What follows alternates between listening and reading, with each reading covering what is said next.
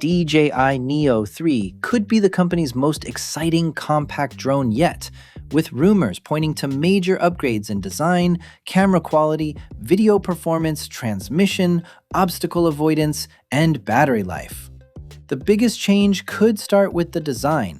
Leaked information suggests DJI is testing a refined propeller guard system that looks slimmer and more open than the previous Neo models. The goal appears to be keeping the drone protected while reducing the bulky appearance and improving airflow. The Neo series is built around simplicity and safety. Its protected propellers allow users to launch the drone from their hand and fly in tighter spaces without worrying as much about damaging the propellers. If DJI can make those guards smaller while maintaining the same level of protection, the Neo3 could become even easier to carry and use. The weight could also remain under 250 grams, according to current rumors. That would be important for casual users, because sub-250-gram drones can have simpler registration requirements in many markets. But the camera is where the Neo3 could make its biggest leap. The Neo2 already moved to a larger 1/1.3-inch sensor compared with the original Neo, and rumors suggest DJI could improve the camera again. One possibility is a similar sensor size, with better processing, improved noise control, and stronger low-light performance. Another rumor suggests DJI could increase the physical sensor size even further. A larger or better optimized sensor would make the Neo3 more capable in difficult lighting conditions, including indoors, during sunset, or on cloudy days.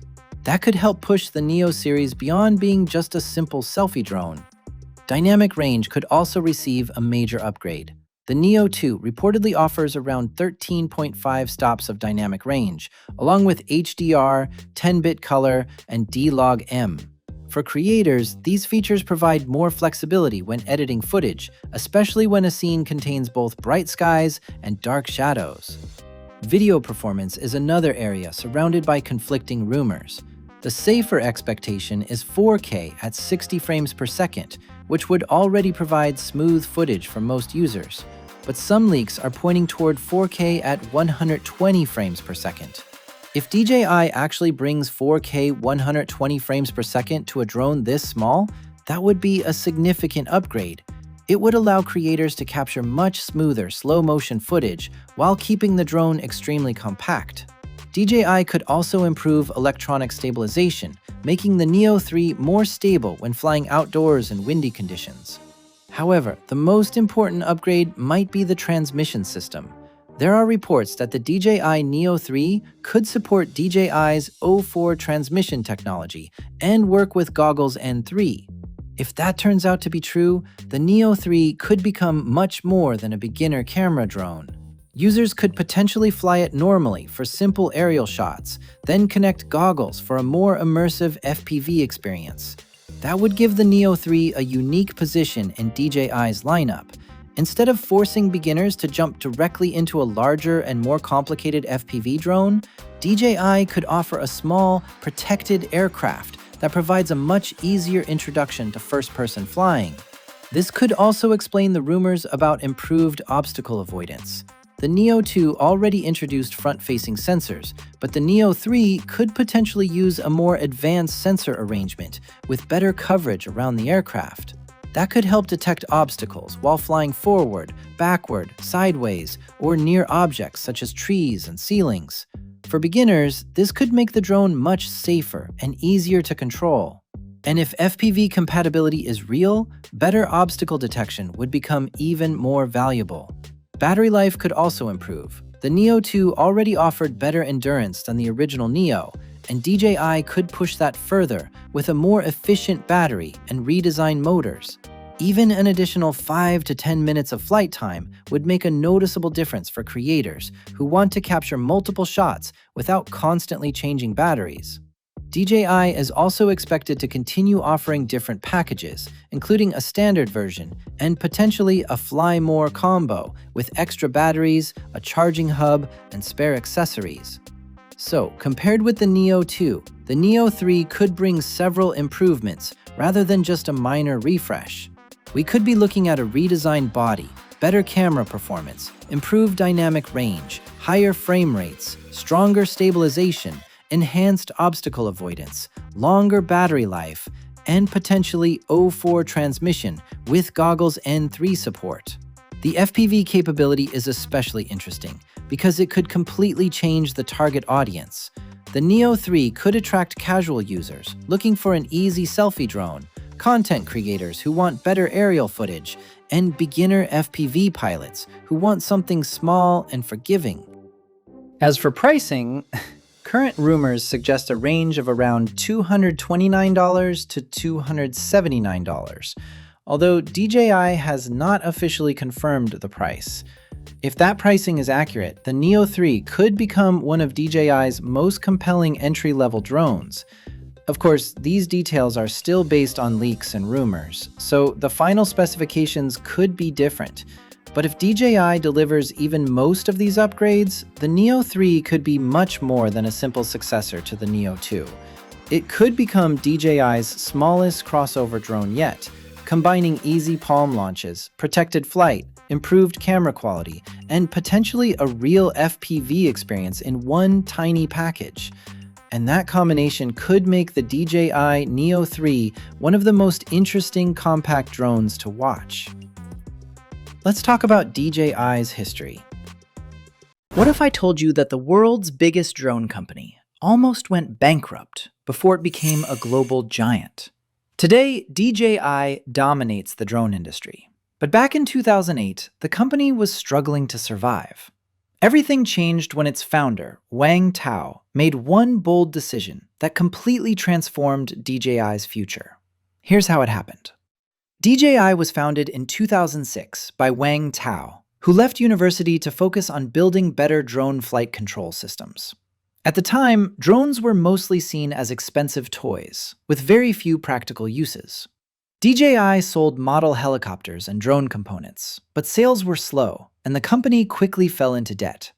Fortunately, Wang Tao's mentor invested in the company, giving DJI another chance to continue developing its technology. That breakthrough came in 2008, when DJI introduced a single-rotor unmanned helicopter that sold for around $30,000. While the price sounds incredibly high, many customers were willing to pay because the drone offered features that almost no competitor could match.